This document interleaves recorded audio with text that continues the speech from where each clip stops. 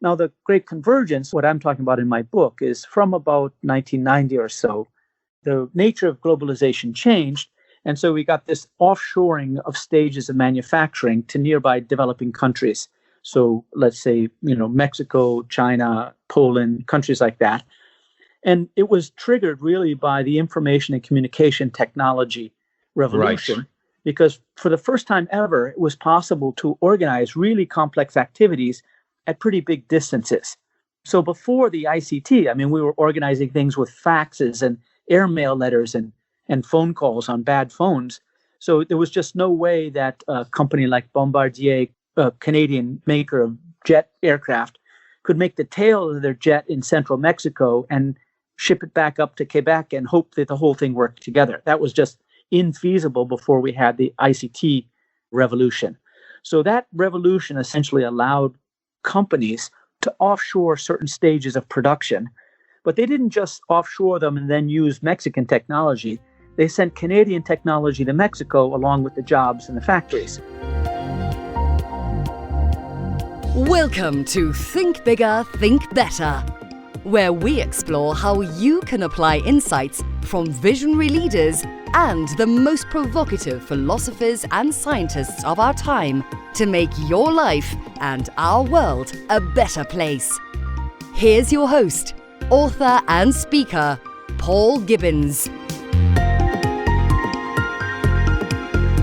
And hey, welcome back to Think Bigger, Think Better. I'm Paul Gibbons, your host.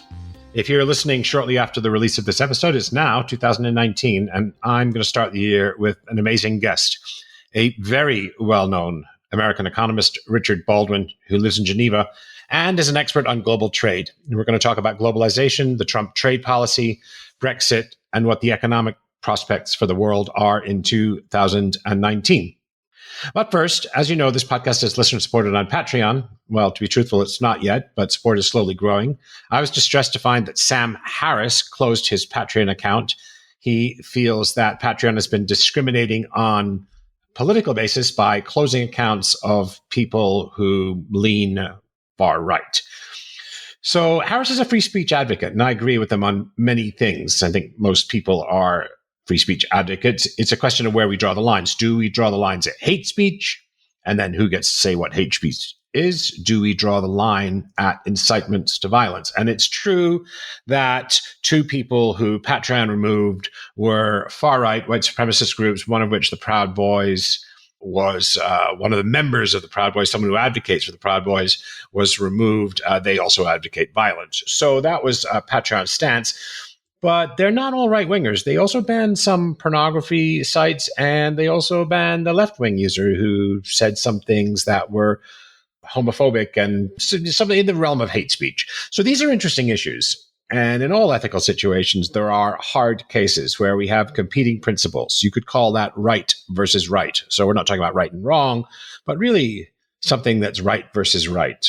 And so I don't agree with Harris that these closures were political. I don't agree that Patreon's decision was unethical or arbitrary, but you have to respect Harris. I mean, he's giving up between $25,000 and $50,000 an episode in income for Patreon. And most people on Patreon have a few hundred supporters, and he has closer to 10,000. So anyway, that's a roundabout way of saying I'm continuing on Patreon. You can find me at patreon.com/Paul Gibbons. Contributions start at $2 a month. And you can help this show, Think Bigger, Think Better, continue without me selling ads, which would be annoying and distressing to us all.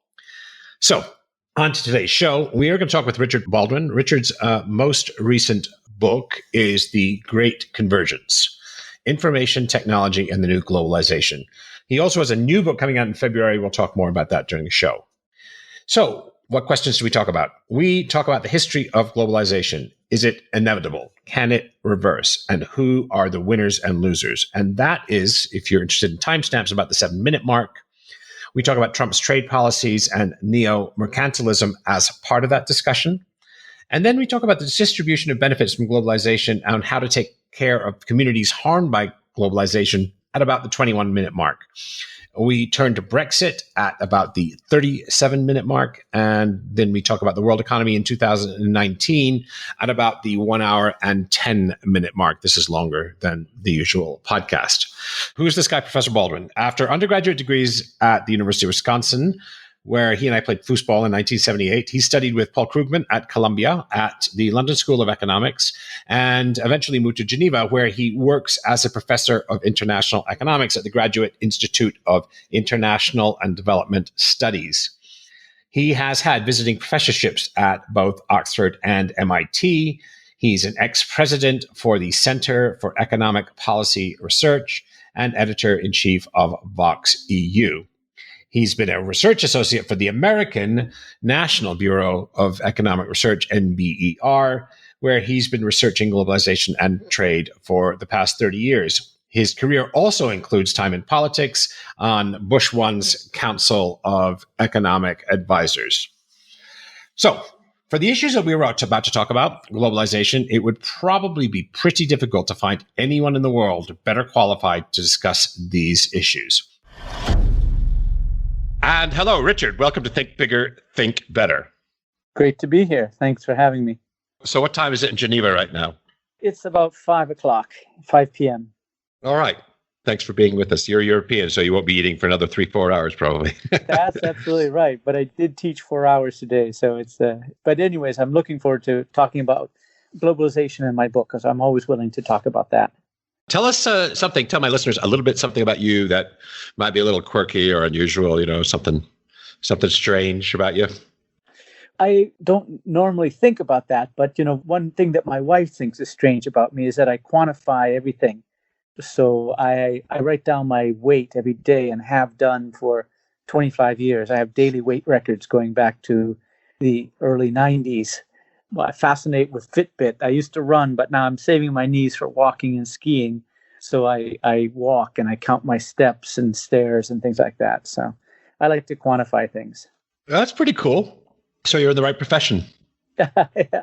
Yes. Well, they say it's a profession where if you can't measure it, it doesn't exist. Right. Well, maybe I don't believe in that at all. But all right, good. That's very little philosophical for us. But it is kind of cool. And for listeners who won't know, you're like a picture of slimness. You haven't got most Americans our age, Richard, have some kind of middle-age spread, but you've managed to avoid that with your running and attention to health over the years. So anyway. Yeah. So I used to say that I do with unintentional isometrics. I'm just tense all the time, and that keeps my weight down. The other funny thing you said about the hat you wear, Richard is always sporting a very stylish fedora of some kind or another. And he says, yes, this isn't really a fashion statement. It's a medical device. You, like me, don't have anything up top to protect us from ultraviolet, from UVB. Well, and also my whole family has these skin, cancer type things. Some are, some aren't. But that's deep in my family. So my dermatologist said that I should be the guy known for wearing hats because I should be wearing a hat all the time. And so I started doing that. And then as long as you're going to have to do it, you might as well make a fashion statement out of it. Yeah, indeed. Well, you're a very stylish guy. And what's your heritage? Must be Northern European, right? It's English, Irish, almost Irish. Yeah, almost all Irish. 3/4 Irish. We don't. Last name's not Irish, but we don't tan. We turn blue in the sun. Yeah. Nowadays, I don't. I used to be. I would get more freckles and sunburned in between the freckles. That's the way I put it. But now my freckles have sort of merged together a little bit. All right, buddy. Well, let's talk about economics. So globalization, not your first book by a long stretch, but your book, The Great Convergence, Information Technology and the New Globalization. Is it true to say that a lot of your writing and career has revolved around the phenomenon of globalization? Is that fairly accurate? Yeah. So at least I started writing in the late 1990s.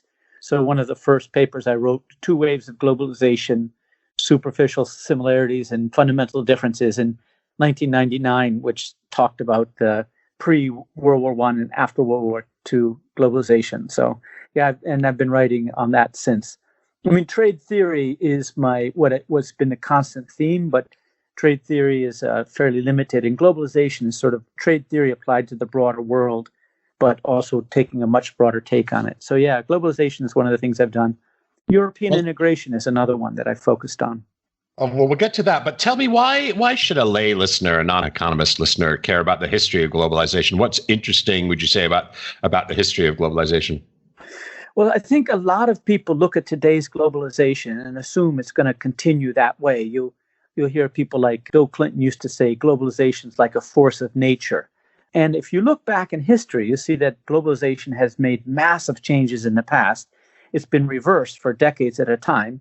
And so having some perspective that there is nothing unusual about globalization changing sharply, I think gives you a good perspective that you shouldn't just use today or the recent past to project forward. There's no inevitability about a global trade system that continues to globalize, is what you're saying. Yeah, definitely not. I mean, I think it's very hard to roll it back, and technology matters a lot. But the impact and the way the sectors it affects, the way it affects us, those have changed radically in the past. And I think it would be in the short term hard to turn it back. But in the 20s and 30s, it went backwards for several decades at a time, and it did eventually start rolling forward. But there is nothing inevitable about it. No. But in particular, what I think is the nature of globalization before, say, World War I was, with steam power and all that. It's all about goods, and the North got richer and more industrialized, and the South didn't.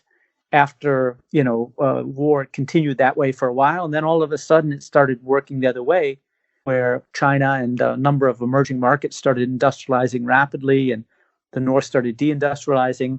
And there's nothing inevitable about one or the other. It just depends upon how the nature of the impact can change very sharply.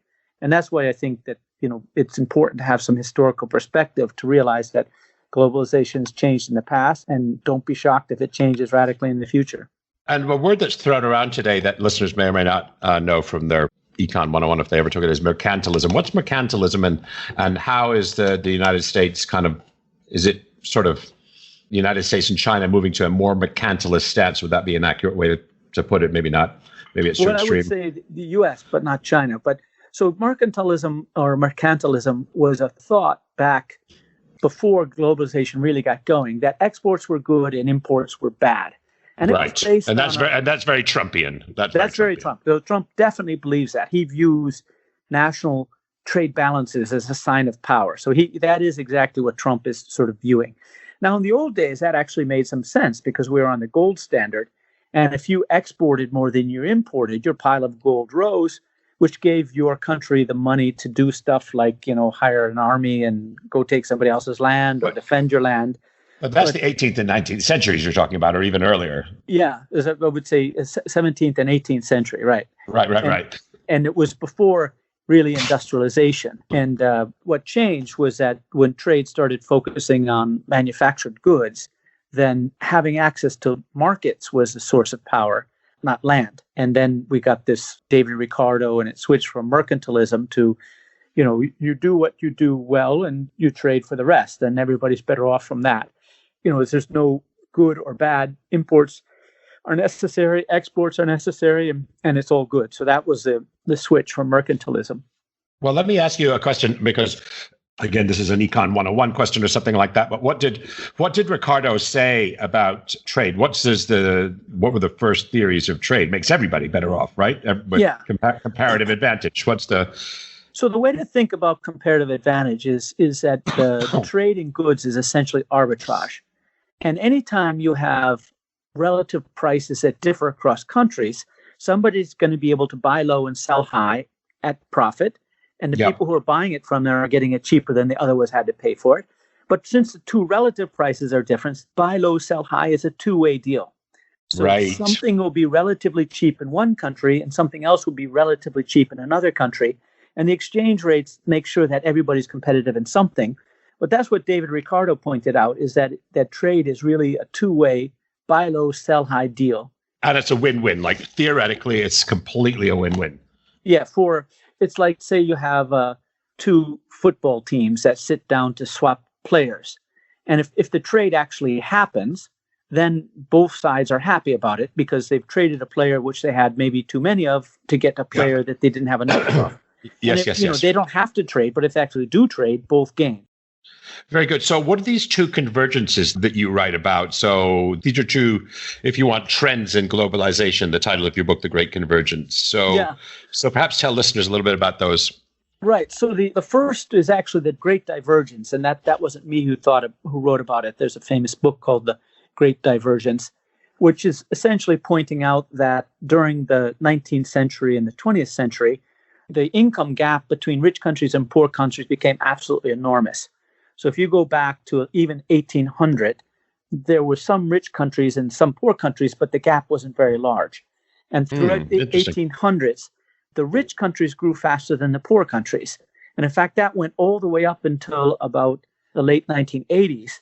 Rich countries grew faster than poor countries, and the gap got larger and larger. And that's called the Great Divergence because, in essence, it created the world we know now, where a relatively small number of countries are very rich, and the vast majority of countries around the world are pretty poor. This is the global north and the global south in broadest terms. Yeah, exactly. That got started because of modern globalization. And globalization, in essence, shifted industry, or industry rose fastest and soonest in the north, and that sparked growth. And that growth then was kept more local, and so the north got richer. Now, the Great Convergence, what I'm talking about in my book, is from about 1990 or so. The nature of globalization changed, and so we got this offshoring of stages of manufacturing to nearby developing countries. So let's say, Mexico, China, Poland, countries like that. And it was triggered really by the information and communication technology revolution, right? Because for the first time ever, it was possible to organize really complex activities at pretty big distances. So before the ICT, we were organizing things with faxes and airmail letters and phone calls on bad phones. So there was just no way that a company like Bombardier, a Canadian maker of jet aircraft, could make the tail of their jet in central Mexico and ship it back up to Quebec and hope that the whole thing worked together. That was just infeasible before we had the ICT revolution. So that revolution essentially allowed companies to offshore certain stages of production, but they didn't just offshore them and then use Mexican technology. They sent Canadian technology to Mexico along with the jobs in the factories. Technology transfer was part of this this convergence. Yeah, they were hoping it would transfer, but they were in essence lending it or something like that. And that's one of the big differences, because this whole global value chain meant that companies in rich countries, the US, Germany, Japan, when they offshored these jobs, they also moved the know-how to these developing countries. So what we had was, in essence, a new form of competition in manufacturing, where you had high technology from a G7 firm combined with low wages in a developing country. And that created a kind of competition that was very difficult to compete with. So China being the classic. So German, American, Japanese, Korean, Taiwanese firms, they all moved some technology into China and allowed China to make things that they never could before. And then we still had relatively low wages. So you got this new high-tech, low-wage competition in manufacturing. That was a very different type of competition than it was before. Before the ICT revolution, you could make stuff with low-tech, low wages, like say in India, or high-tech, high wages, like say in the US and Germany. Yeah. And now with this second type of globalization, what I call the new globalization, or unbundling of factories, you got the source of competitiveness crossing the borders, not just the fruit of it, if you will. Yeah. So the G7 German car firms taught Polish firms how to do things they could never have done before, but still had low Polish wages. So that was one of the things that really, and that creates a ton of wealth, right? That creates a ton of wealth because you've got high technology and low wages together generating surplus capital. So yeah. So what you got was very rapid industrialization, more rapid industrialization in these handful of countries, China being the most obvious one, faster than anything that ever happened. In 2 decades, something like 16 percentage points of global manufacturing moved from the G7 to about 6 or 7 developing countries, with much of that going to China. That never happened before, and it was because they were industrializing in a completely different way. It was knowledge from G7 firms that was being moved along with it, and that's that rapid industrialization triggered very rapid income growth, and that rapid income growth led to the emerging markets. It also sparked a commodity boom, and that commodity boom, the Brazils and the Ghanas, and all right. That, yeah. So in this story, the ICT revolution allowed the sources of comparative advantage to cross borders to nearby developing countries. That sparked their industrialization. So it was the knowledge was the jet fuel that started emerging markets growing faster than rich countries, and the rich countries deindustrializing, a handful of developing countries industrializing, but the commodity super cycle bringing along a bunch of other emerging markets. And then there was a few lucky souls like Norway and Australia who were rich and also commodity exporters, so they boomed as well. There were lots of Americans who had a good ride with the commodity super cycle as well. Yes, they're high tech and commodity rich, both Norway and Australia. Yeah. They're blessed with both. So, I mean, that sounds like, as we just said, a ton of wealth was created. And obviously, if you're in emerging China, I believe, I can't remember the precise numbers, but it's something like 500 million people were lifted from poverty during the 30 years of Chinese global economic expansion. I don't know. Is that about the right number? Yeah, I would say, I mean, the number I use is 600 million, but in all the emerging markets, part of them in India, part of them in China, but it's hundreds of millions of people went from living on a couple dollars a day to living on $10 a day, which makes an enormous difference. Big deal. Yeah. Big deal. When you live on $2 a day and something goes wrong, people die. Yeah. Like somebody breaks a leg, somebody dies. Or that's it. Right. Yeah. And whereas when you're on $10 a day, you can afford stuff. You can send your kids to school. It's a complete revolution in and if you're Chinese, you save $2 of the $10 a day. Right. There you go. Yeah. But it's fair to say that, and now this is kind of the politics of the whole thing. I know you're an economist, but you're not shy about talking about politics. The politics is the gains are unequally distributed, which is the world that we find ourselves with in the early 21st century. Is that where the story goes next, or is there a bit in between? So there's international politics and there's domestic politics. So if you look around at do people like globalization, the emerging markets, it's very popular because they've seen fantastic growth, and most of them associate that with globalization. If you look at many of the richer countries, it's much less popular, especially in the countries that don't have good social welfare systems to help people adjust. But in some sense, it's I can't think of any of those. You can't think of any of those, right? Advanced economies with backward social welfare systems. But in any case, let's say like the global South loves globalization. The global North finds it problematic. And then inside, so in the emerging markets, there's some stories, but they're not very interesting. And in those, it's like urban, rural, but there's, by and large, all the boats are rising in the emerging markets. In the rich countries, there's really a big win-lose thing. So this has been focused mostly on manufactured sector, and it has led to a relatively rapid decline in the number of jobs. And those jobs have been quite concentrated in certain areas, Rust Belt type things. And it's led to devastation of communities when there's no obvious jobs for them to take. So now in the where are they going to go? Yeah, the immobility of labor, right? It's tough to pick up. Yeah, especially if you're broke and all you know how to do is a low wage manufacturing job. It's pretty hard to pick up sticks and move to Silicon Valley. Yeah, and since everybody in your community has lost their job, your house is no longer worth anything. You can't sell your house and move to California and buy a house in an expensive place. But also, if you're 50 years old and used to earning $24 an hour in a factory, there's just no way you're going to get anywhere close to that unless you're super lucky. So it's caused a lot of disruption. But at the same time, these same workers are competing with robots. So, I mean, they got the double whammy that they compete. Oh, right. So they've been kicked in the ass twice, if you want. Yeah. And it's all focused on manufacturing. So that was It's, I think, some countries, Richard, if I may interrupt, some countries have handled this better than others. I mean, some countries have trade adjustment policies that, in a sense, what we're talking about is a market inefficiency. Everybody's eventually better off, but in the short term, some communities are absolutely devastated.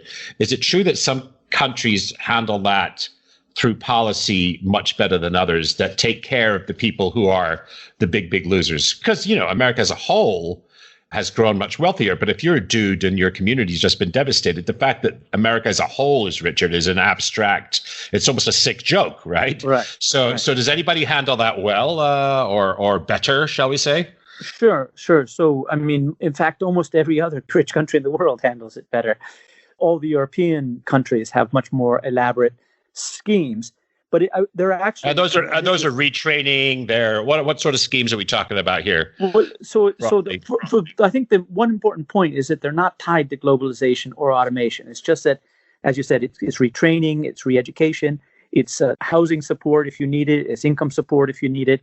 And for instance, universities are free. There's lots and lots of help systematically, but then also many of them have free healthcare, nationalized healthcare, like Medicare for everyone. And a lot of these things make it easier to believe that the winners and losers, both from automation and globalization, are sort of sharing it out. And if the shit hits the fan, at least your kids are going to college, and you won't die from something that's preventable, or you at least have health care for your family. So there's a cushion between you and the rock bottom, I guess. Exactly. So you can see it in the inequality numbers. So the pre-tax, pre-transfer inequality numbers have risen basically everywhere in the advanced economies. But they've risen, the post-tax and transfer have risen much less in many Europeans than it has in the US, which is more or less it's a rugged individual, you're on your own. But you don't have to go to Europe. I mean, Canada has a healthcare system where, people don't go bankrupt because of this. They have more support for adjustment, and they have, the universities are cheaper. And so the government looks after the people more. Japan is the same sort of thing. So it is basically a system of, but as I say, it's really, it doesn't matter whether you lose your job because of climate change or aging or automation or globalization. There's these systems that help people adjust, and the government views it as part of their job to help people adjust to economic shocks.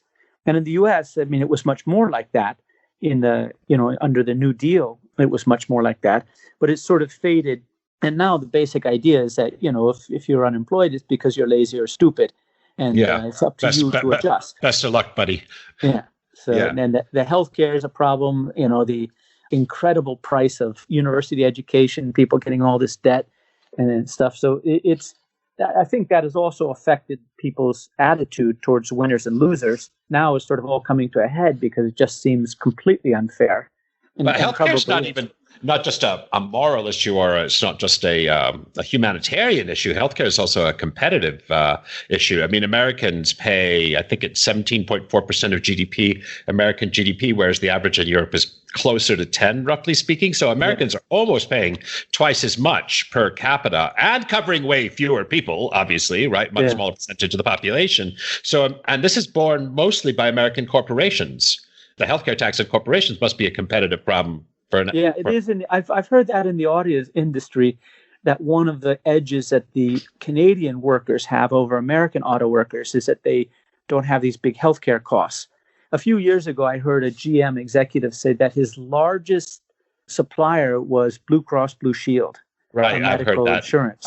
I've heard that. Isn't that's insane for an auto manufacturer? More on that than steel. That's an insane number, right? That's crazy. If you will permit me a 10-second commercial break, Think Bigger, Think Better only survives through the kindness and support of patrons. I refuse to sell ads. If you're enjoying it, why not hit that Become a Patron button on Patreon or on my website, paulgibbons.net/subscribe. And now back to our show.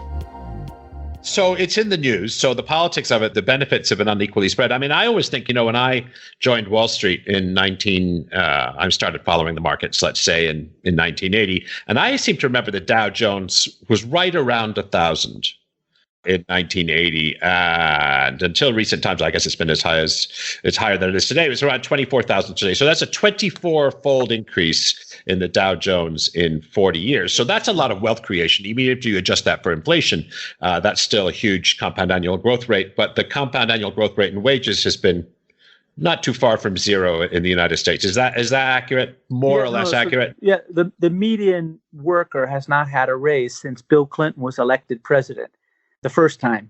So it is maybe long before that, right? I mean, I've seen numbers going back to 1980 that are pretty dismal. Yeah. I mean, so it depends where you want to put it. But in any case, the median wages have been quite flat throughout this whole time. And the concentration of both wealth and income has been fairly, staggering. And that, I think, has caused lots of problems. I mean, the way I look at it is, let's suppose you're one of these guys in Janesville, Wisconsin, and there's been problems, and you're getting hit by China abroad and robots at home, and you gave the Republicans 8 years to fix it, and nothing changed, and then you gave the Democrats 8 years to fix it, and nothing changed, and so why not give a try to Donald Trump? Who knows? I mean, so I think to a certain extent, the fact that nothing's getting better has increased the degree of, has radicalized some thinking and increased the degree of desperation. And sure, it's almost like it's a political Hail Mary. If you're living in Scranton, Pennsylvania, and most of your family's unemployed or unemployable, it's like a political Hail Mary, right? Let's try this. Let's give this guy a shot. Yeah. In that way of looking at it, I don't know if that's an accurate way, but it's, yeah. No, I think populist, people are, it wasn't plan A, it wasn't plan B, but they've been through a lot of plans. And this, what the heck, why not give it a try? That Trump wasn't just a pure economic play for the people in Scranton. He was helping them identify with their cultural group, which felt under threat. And even if you did have a job, you felt, something was wrong. And the other side of that is, of course, the Democrats are criticized for focusing on minority and non-people of color issues and LGBT issues and all of that, and ignoring their traditional union labor base, which supported them for 100 years. And there's definitely some truth to that, from my perspective. An interesting thing that's emerging is the rural versus urban, and not just labor versus capital. And that there's sort of places where, whether you're a boss or a worker, you feel like America's going in the wrong direction and you want to change that. And it's not purely based on kind of an economic thing. It's just that if you're in one of these rural regions that's been declining for 10, 15 years, you just don't think things are right, no matter what is happening to your personal income. I think there's an element of that rural versus urban there.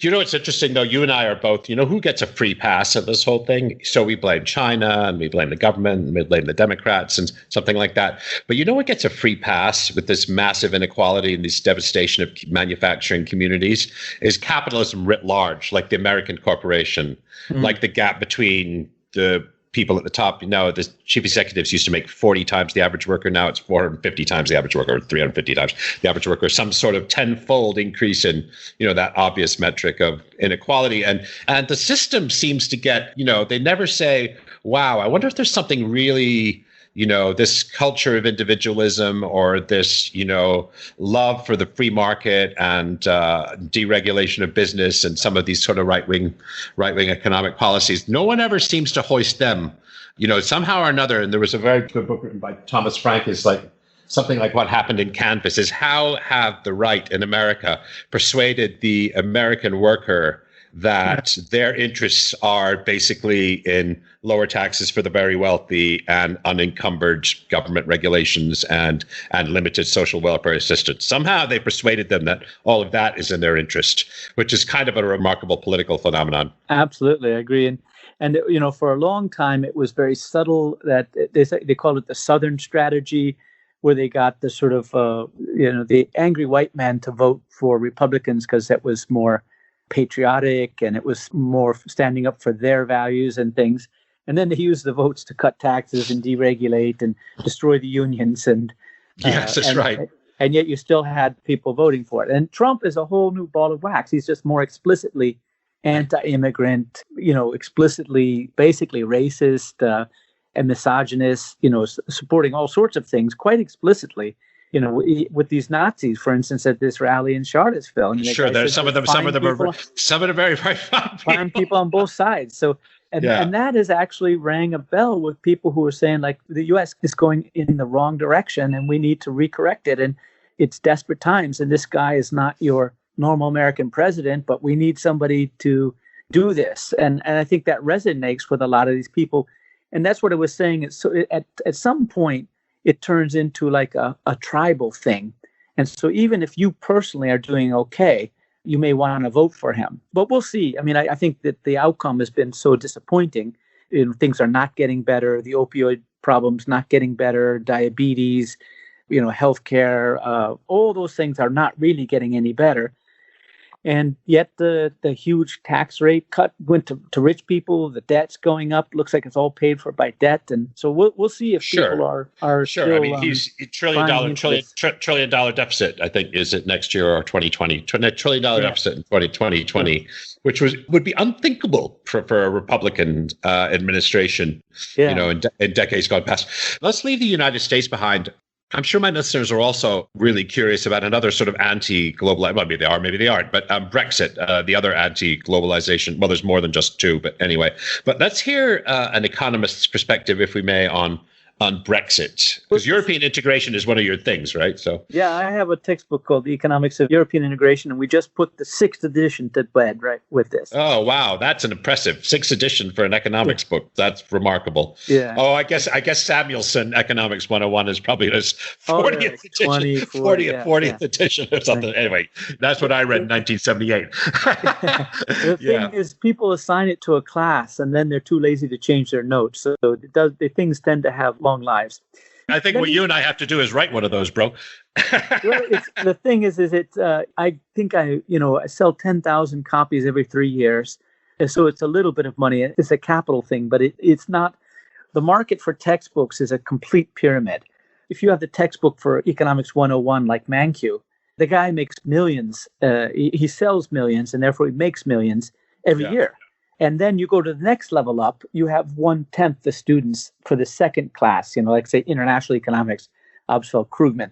But he's still making hundreds of thousands on that.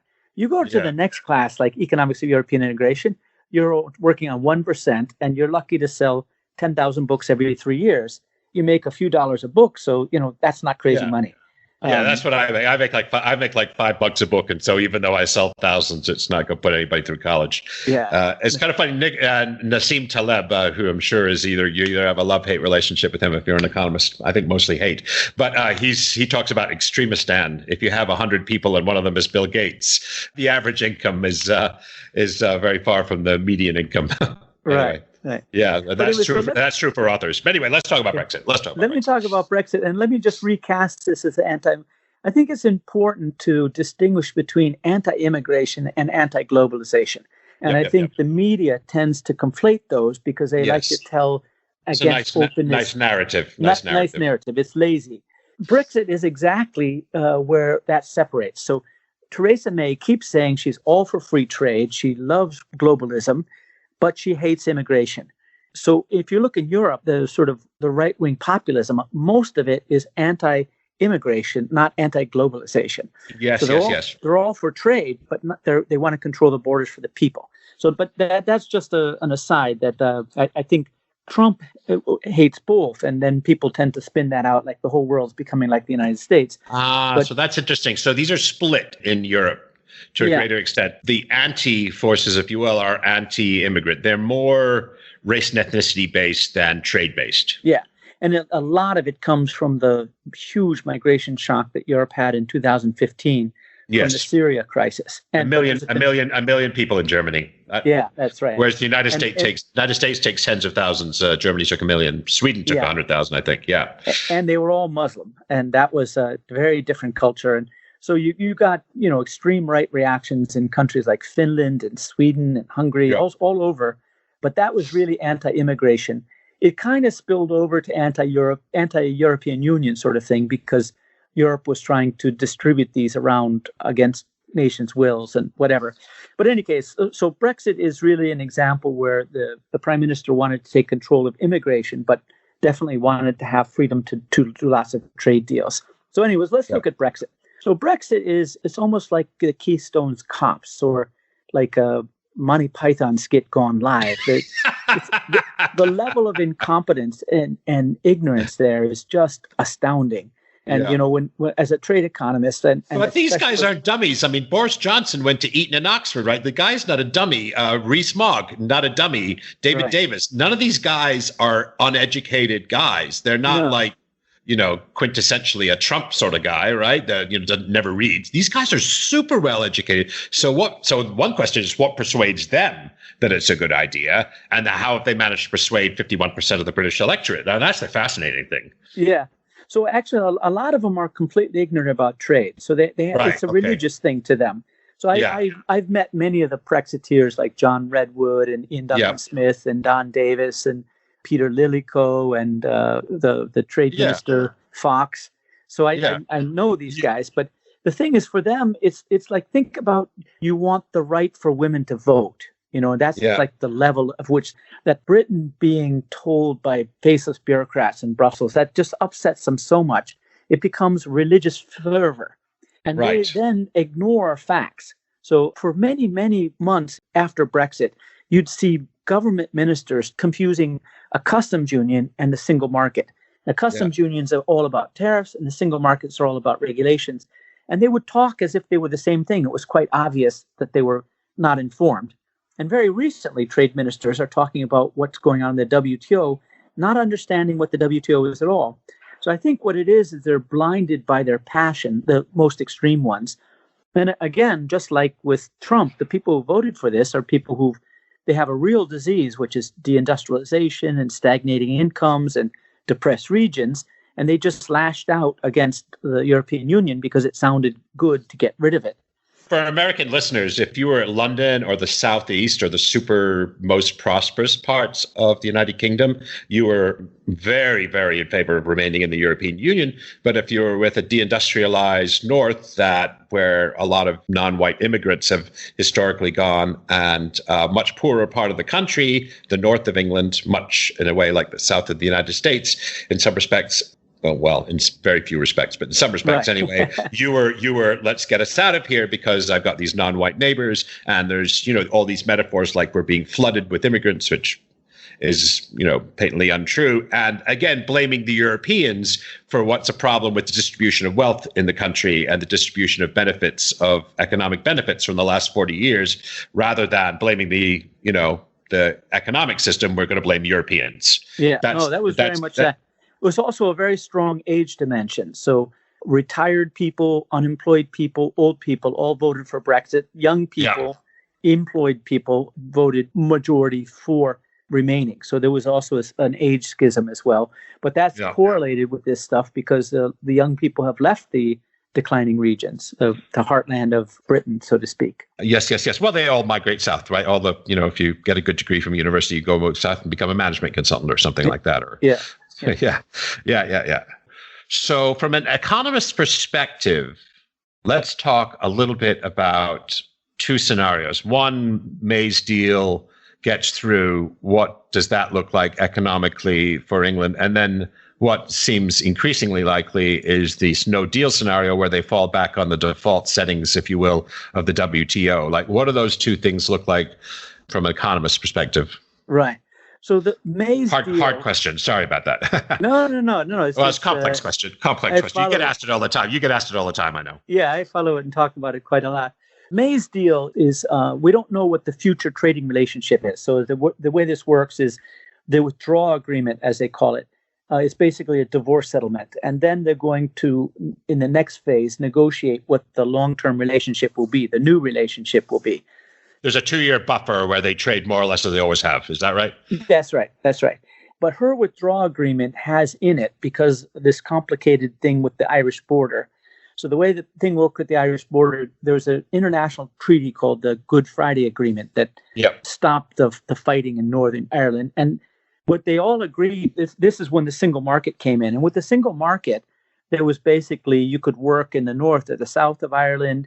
You could sell in either side. There was a free movement of goods, people, capital, and labor.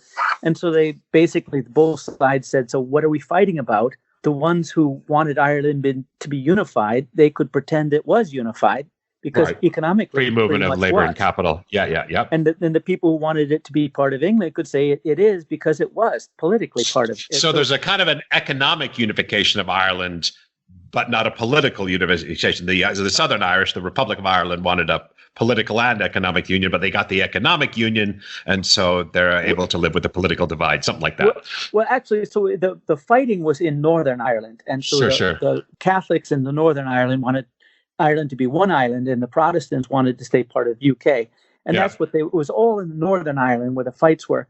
But in some sense, the formation of the single market, which came from 96 and was completed in the 90s, made that whole thing like, why are we fighting about this, dudes? And so the Good Friday Agreement worked because of the economic integration of goods, capital, people, services. And so they all signed the deals. They put their weapons away. People don't die anymore. Now, the trouble is when the UK leaves, if that border goes back up, the whole deal's off. And so early on in this whole Brexit thing. And that's economic collapse because something like 70% of the, some ridiculous portion of trade in Ireland is across that border or something like that, right? Some big number. So that's in your breakdown scenario that could happen. But let's say just, a sort of normal agreement where they leave, they become like Switzerland and Norway, you would have had to put border controls back up. And those border controls would start to be a focal point for terrorism. And the whole thing could start to spread again. And it would become an issue should Northern Ireland be part of England or part of Northern Ireland, and you couldn't pretend that it wasn't there. So early on in this agreement, the British government and the whole EU, but especially the Southern Ireland, said we cannot put any hard borders back between North and South.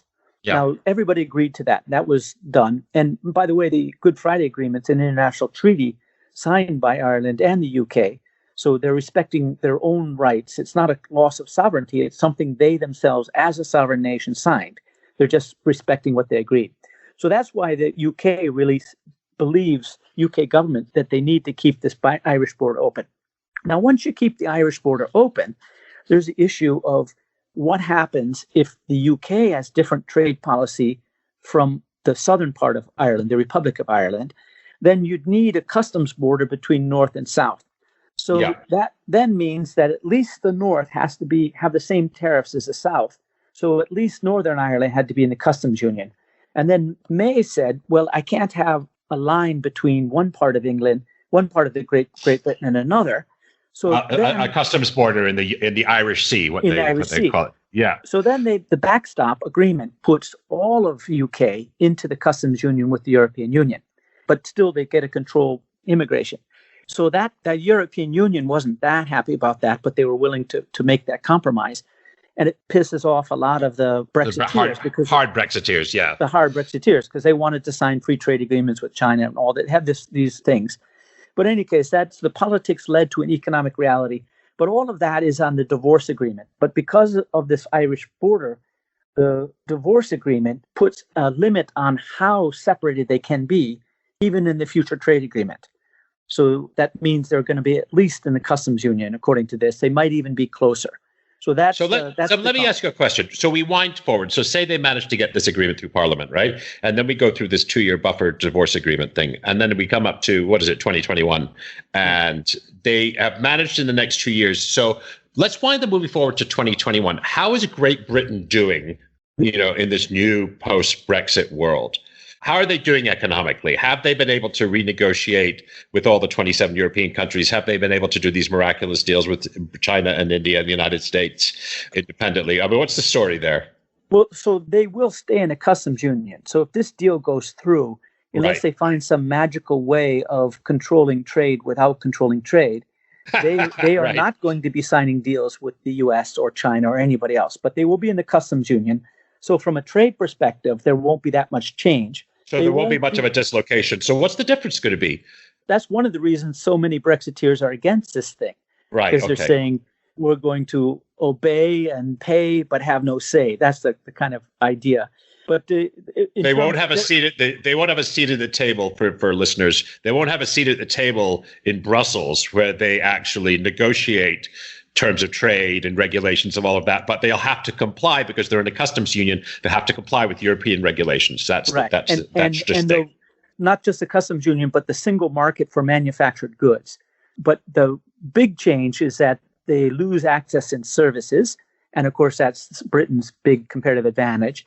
So none of this single market stuff works. Applies to services. Oh my God, that's terrible for England because that's 40% of the. It was more than that, isn't it? What percentage of the UK economy is services? It's a huge. Well, the services in general will be more like 70-80%, but financial services about 30 or something. It's big. In any case, it's huge. But she's thrown the financial sector under the bus in order to keep the control of movements. So this is a terrible, terrible, terrible deal. I mean, leaving was a terrible deal, but when you're going to leave, this isn't the worst of all possible outcomes. it doesn't seem like you're taking back control, except for on migration. That's what I think is strange. But if the 70% of the UK economy is services, and there's no free trade in services with Europe, and I think it's 36% might even be financial services, and there's no free trade in financial services, so British insurance companies can't sell products in Europe or something like that, then surely that's just going to cripple the UK economy. If all of a sudden 70% of your trade, your exports are encumbered. Right. Wow. Right. Well, I'm not an economist, but that just beggars my mind just goes, wah. Yeah. No, that's what I think you're sort of seeing, that almost everybody hates this deal for one reason or another. But anyways, on services, it's possible that they'll do some equivalent stuff. So, for instance, Switzerland doesn't have free access and services, but some Swiss services get to be sold, etc. So they could do. So there are workarounds. Yeah. But the people who do the modeling say that May's deal would, lower income by, between 3-5%, something like that. Not per annum. Per annum or a big hit, just a one-off hit. One step down and growth resumes, but everybody's 5% poorer at any point than they would. But that's 2008, right? That's about what happened in 2008, give or take, right? Or something worse than I guess that's right. Yeah. But it's not as if you really, like, for example, the Norwegians didn't join and the Swiss didn't join. They're paying an economic price to pretend they have sovereignty. And it seems like a good thing to them. So, but anyways, that's if it goes through. It would, it's the trouble is the deal. This is good. So this is the good part of the two options that are on the table right now. Here's now here the other shoe drops. Like, what's the really terrible outcome? Right. But just on the thing about May is that it reveals that the promises made by the Leave campaign were lies, that they could have economic independence and not pay any cost. And which was dealing with reality, says, we have this trade-off, how much control we have, how much damage we do to the economy. And she put that down in a particular place. And the perverse thing is, of course, she was a Remainer. She was a Remainer, right? But she's the thing that it showed up with was she's very strongly anti-immigration, and she was the Home Secretary, which would be like the head of the Department of Homeland Security, and so she was trying very hard to reduce immigration for years under Cameron's administration, and so what she's prioritized is controlling immigration, and she's basically traded almost everything else for that. And so she ended up with the customs union sort of as a way of getting not so much damage to the economy, but she still gets to control the thing. Anyways, so now let's look at the crashing out. The trouble with the crashing out is the transition. So ultimately, if Britain leaves and becomes a free trading area, they will take a fairly big hit. But people they model it it'll cost 6% more for exporters to sell to Europe than they would. And it's important to say that absolutely every country around Europe has a free trade agreement with Europe. And the UK would not have free trade. So it would be at a pretty big disadvantage, and it would suffer for some of that sort of stuff. Until it can cobble together the sorts of agreements that Turkey and other non-EU countries have. With the EU, So then, first of all, it might take time. But then, if it's not a customs union, it would eventually not be so bad. The trouble is the transition between here and there. And the one way to think about this whole thing is nothing is a catastrophe. To maintain competitiveness, you can lower your wages or you can remove barriers to export. And by leaving the single market or by leaving the customs union, as might happen if they crash out, then their exporters have worse access. And to maintain competitiveness, they just need lower wages. And the market between exchange rates and wages would eventually do that. And you've seen that already in the pound. You saw when it was clear they were leaving, the pound jumped down and stayed for a long time. In some sense, that's restoring British competitiveness by lowering British wages relative to euro-based wages through the exchange rate. You get a partly price adjustment and a partly quantity adjustment, but it ultimately is not a disaster in the long run. It would survive. The trouble is in between.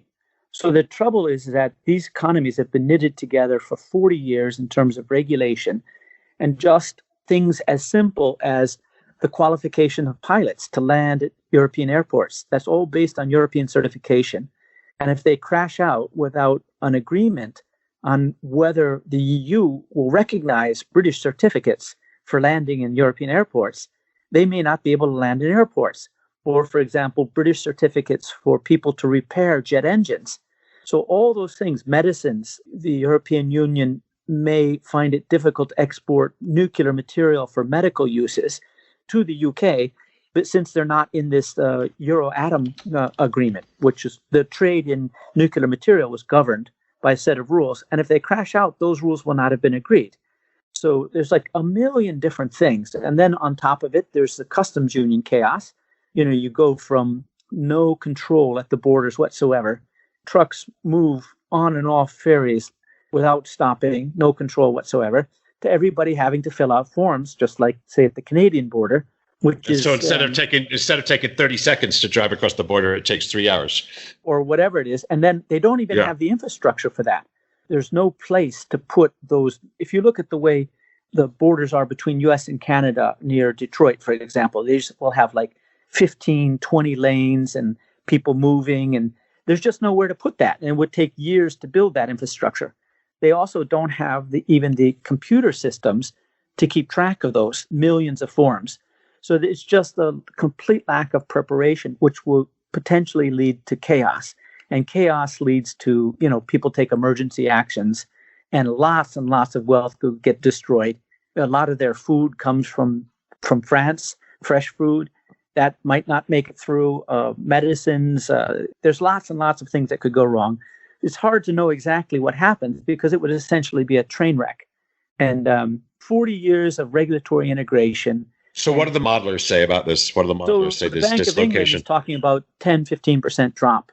That it would be at least, the impact would be at least as bad as the financial crisis, right after the financial crisis. That's worse than the 1930s, isn't it? That contraction is even worse than the 1930s. Well, I'm not sure I don't know if they're going that far, but it's a big drop and disruptive. And the main thing is the aggregate numbers wouldn't tell you the story. It would be, stuff would just go wrong, and nobody really knows exactly what would go wrong, but it would be all unpredictable. And the strangest thing is that the European Union would then be kind of in charge of granting exceptions and things like that. So the control would be in the European Union. But in any case, it would be very much like a company going into bankruptcy unexpectedly. Just lots of things go wrong, and you actually don't know what's going to go wrong. But all of a sudden, people don't. Because it's so complex, we can't even predict it any longer. We can't. It's even too difficult to forecast. I've heard things like of the UK, a car made in the UK, that 4 million car parts a day cross the channel, and that each car that's made is something like half the parts in a British car, 4,000 parts or 5,000 parts in a car made in England. About half of those come from the continent, and that free movement, the supply chains are so knitted together. Oh, we shut down both the aerospace and the car industry would definitely shut down for months and months because the supply chains would be disrupted. And supermarkets only can hold a day or a day and a half of food, otherwise it goes bad. And now where are they going to get that food? I've heard also that there's a huge boom in warehousing in England because they're going to have to find ways to warehouse things. But of course, if you're warehousing things, if you have to store car parts rather than importing them in a just-in-time manufacturing kind of way, that increases your cost of financing and cost of capital a great deal. Yeah. So, there's all kinds of crazy shit. And why not, France is just across, so why not make it in France?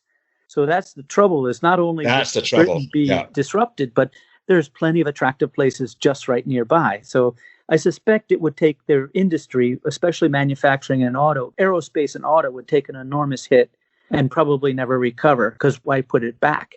So that I think is... All right. So if you're Nissan, what you're saying, if you're Nissan, you just say, screw it. We'll just set this up in Lille or, in Alsace or in Germany or in Hungary or something. Yeah, right. Rather than have to deal with this English BS. Yeah, that's crazy. I said... the UK government has been working earnestly, maybe incompetently, I think you'd probably say, for 2 years on this since the vote in the summer of 16. Was it summer of 16? June 2016, yeah. Yeah.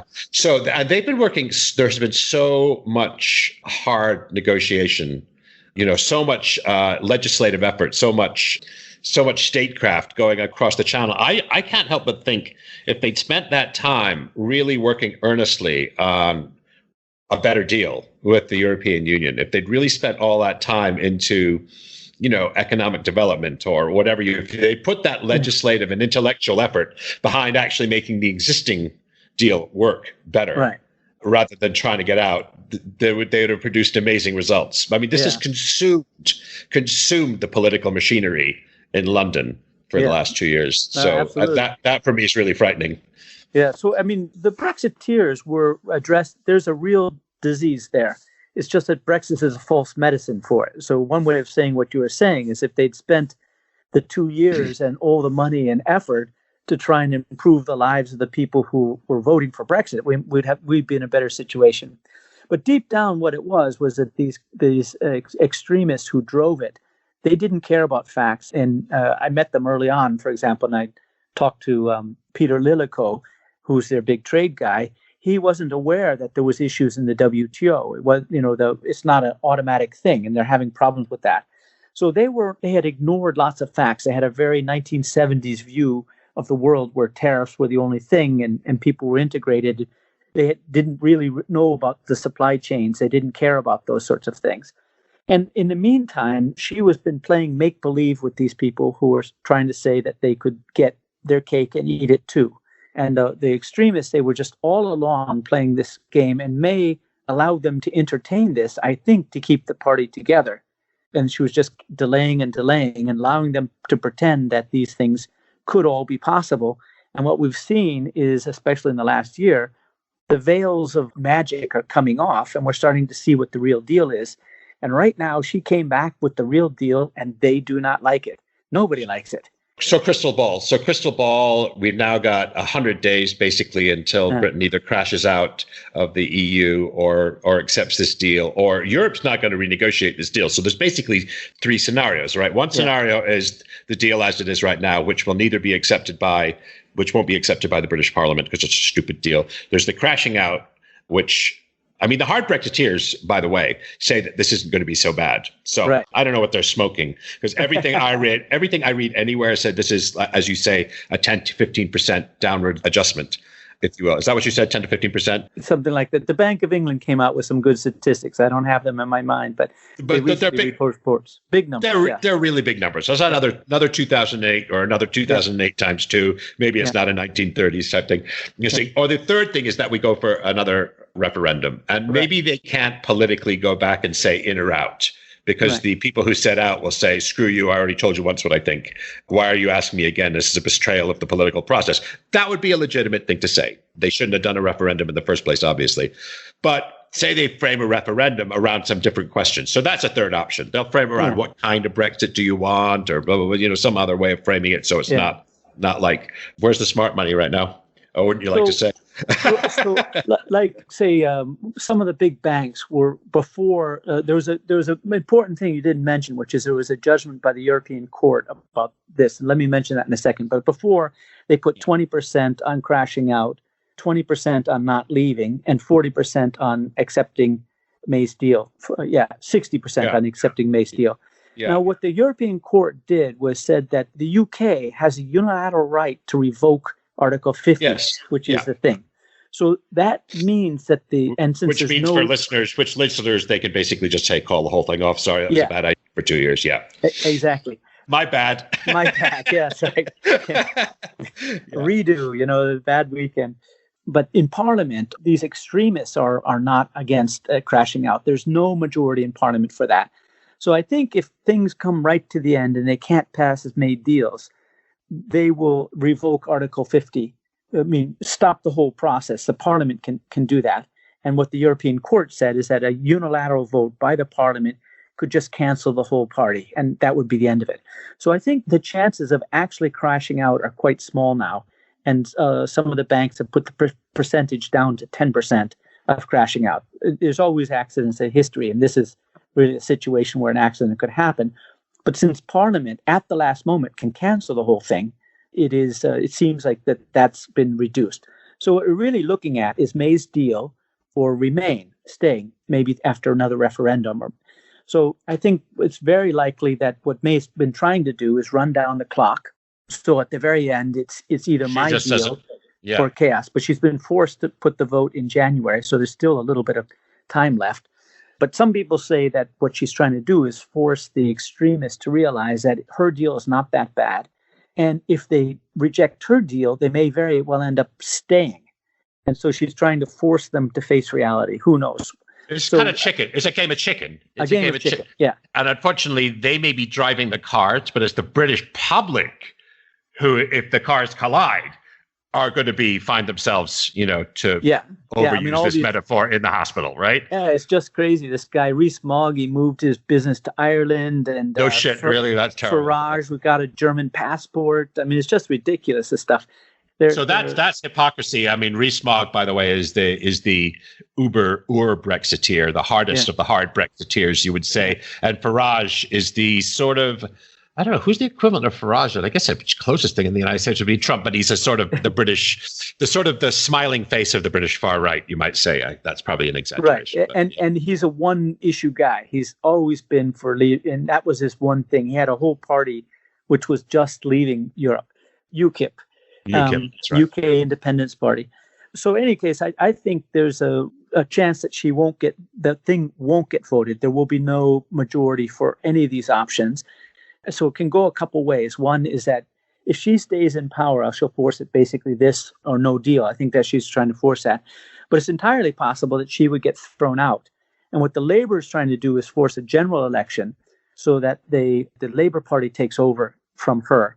And then the Labour Party could reset. So I think if they threw May out, the whole May government out, and she lost the confidence vote, and they had to hold a new election, probably the European Union would give them more time to have the election. And so the European Union can unilaterally extend it, but you need all 27 members. Everybody except the UK has to agree with it. And the UK has to agree with it too. May will never ask for it. But still, if May loses power and they're holding a general election, that would work. A lot of the people, including all the former living prime ministers like Gordon Brown and Blair and Cameron, are saying, look, there's only one way to solve this. There's no majority in Parliament for any deal. We have to go back to the people. And so we asked the people quite simply, you said, let's leave, but you didn't say leave where. Now we know your options. Your options are May's deal or stay. That's possible. So it could also, one option is that you do, like a May's deal, remain, or, go back and renegotiate the whole thing. That would be option like that, or crash out. No, so it's like May's deal, remain, or crash out. And you could have a 3-party vote, and, you vote twice, and they have things like that. So and the 3 prime ministers are the center right, the center, and the probably center left. I mean, so there's a sort of a consensus across the left-right divide anyway, that we need to go back to the people. And it's like what Sherlock Holmes said, when you eliminate all the possibilities, whatever's left, no matter how unlikely it is what's going to happen. Right. So I think, personally, I put a quite low probability on the train wreck, the crashing out thing.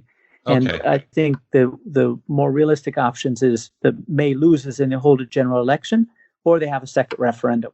I think those are the more likely ones. But there's still a good chance that the May will terrorize these extremists into voting for her package deal, because if it looks like they may actually remain, or God forbid Labour takes party. I mean, Corbyn is He's inept beyond belief. He wants to nationalize industry, raise his taxes to, he's an old-fashioned Trotskyist 1970s guy. And he's been singularly inept on Brexit. Because he wants out of the European Union for different reasons. It's too capitalist, quote unquote. There's always been a far left objection to Europe as being too capitalist. These are like pro-Soviet. Which for to an American point of view is just just crazy. An American looking at the center of Europe, the 27, as being too capitalist is kind of a laugh, right? No, but Americans don't have that kind of left-right perspective. They see left and right as Democrats and Republicans, whereas they don't know that a centrist Democrat in the United States would probably be a center-right, or even quite far to the right of center in Europe. Yeah. So let me ask you 3 more questions. I mean, do you have more? Well, finish your thought, and then I just want to put some stuff on the table that we can wrap up with. But go on, finish your thought. So I'm relatively. I think we'll have a huge turbulence, But I think it'll come out with a damage, but not catastrophic damage for the UK, whether it's a new election or a new vote, or they take May's package deal. None of those are great, but I don't see the train wreck. Well, thankfully, hopefully, right? From your lips to God's ears, as they say, Yeah. and that's Judaism. But listen, there are three things that are on my mind. We've also been going a while, so maybe we ought to cover two of these very briefly. And one of them is your new book, which is Globotics. So I want people to hear about that. We might have to do a separate podcast on that in a few months. Absolutely. And then the economic winds of 2019. Like, are we heading for a slowdown? I mean, the IMF is saying 3.7% growth, but what are the forces that we ought to be thinking about? So those are maybe Globotics at maybe some greater length. What about that? Okay.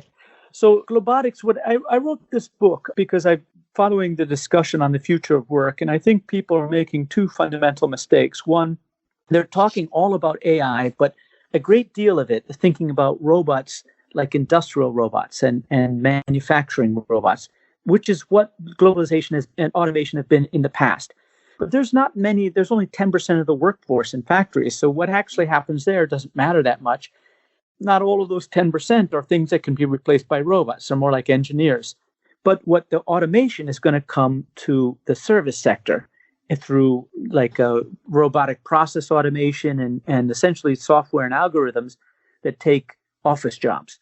So you're actually talking more broadly. You're actually including, I think, under that artificial intelligence as well, right? Yeah. No, absolutely. Yeah. So I think people are talking about the future of work, and they're all on about artificial intelligence, which is essentially a form of automation. And one mistake is that they're confusing the automation that happened in the manufacturing sector in the past with the automation that's going to happen in the service sector in the future. The second big mistake, and that's where the title of the book comes from, is digital technology. The same technology at the same pace will change globalization.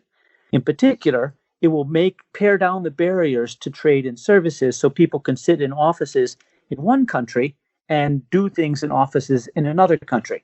A little bit like what we're doing now between Switzerland and America. But that globalization will then be in the service sector and more wage competition in the service sector.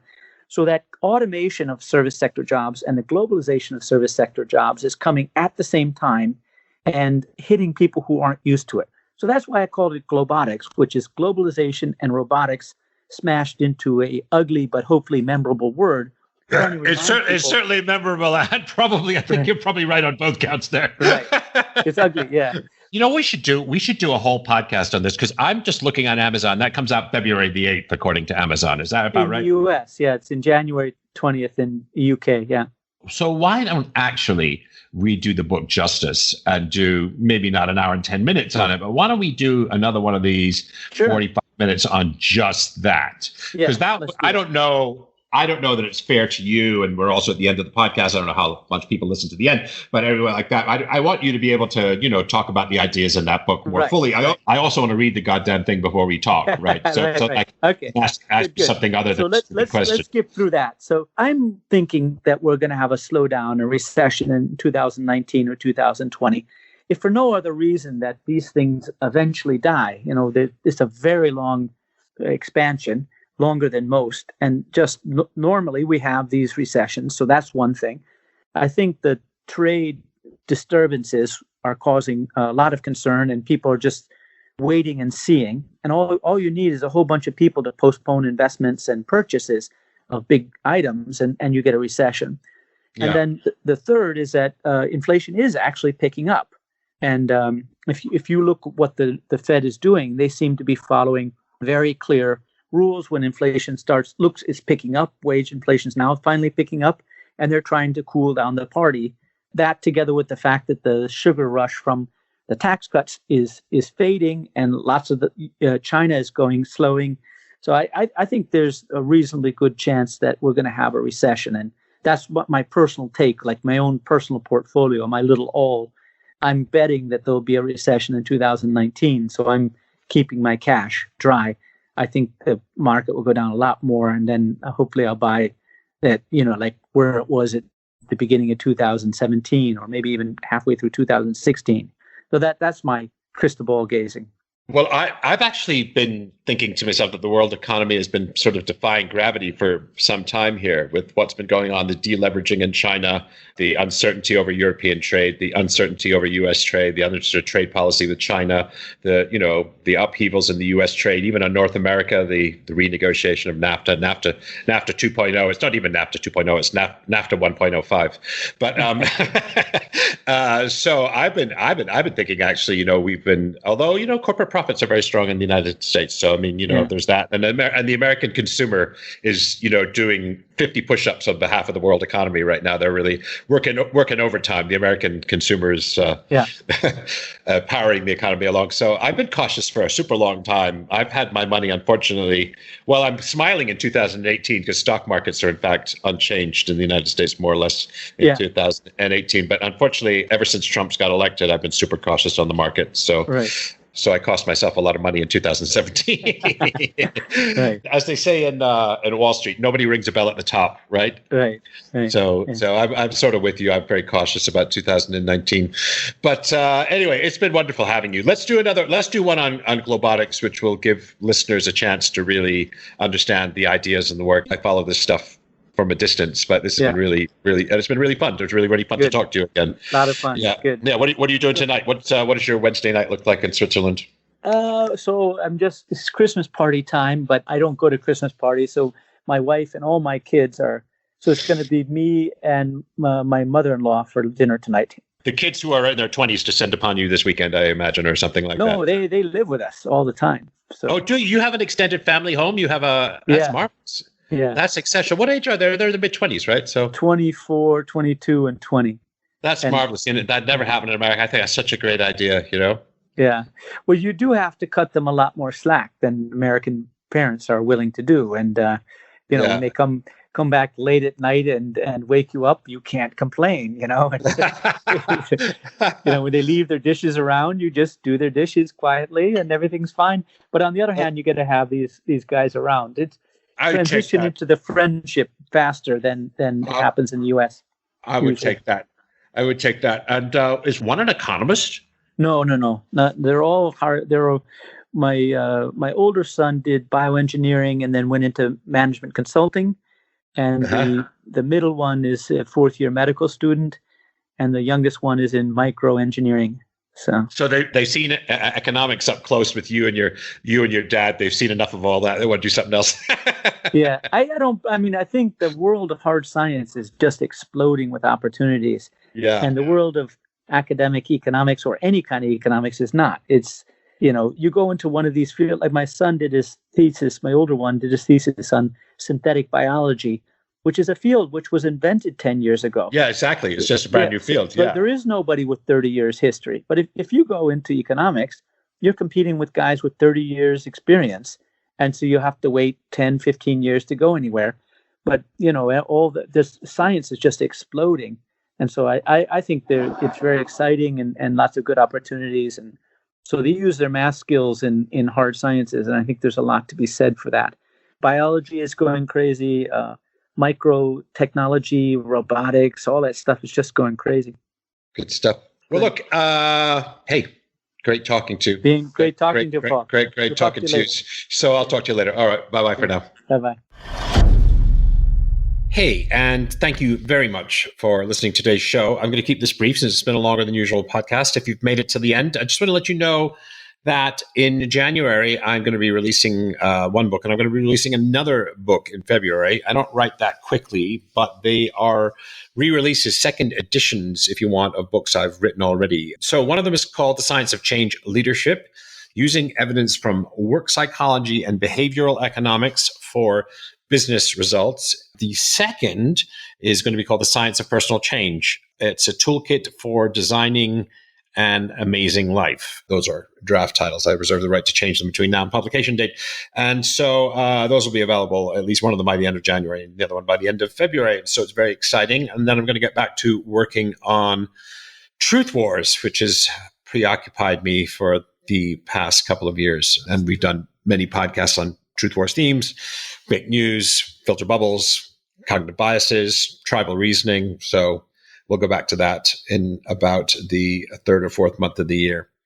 And so anyway, thank you very much for listening. Thanks for your support, and we'll talk to you very soon. To celebrate the launch of the show, and to thank you all for listening, I'm going to be giving away books. Lots and lots of books.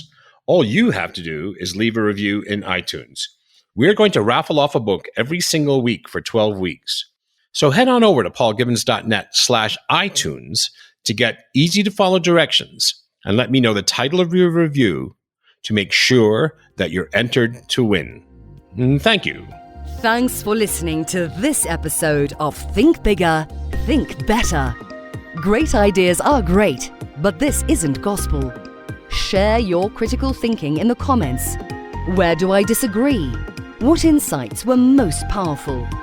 If you got value, don't forget to share the value by sharing the podcast. Finally, to get information on book and blog releases and new video content, head over to paulgibbons.net and join the community of thinkers talking about using science and philosophy to make our world a better place.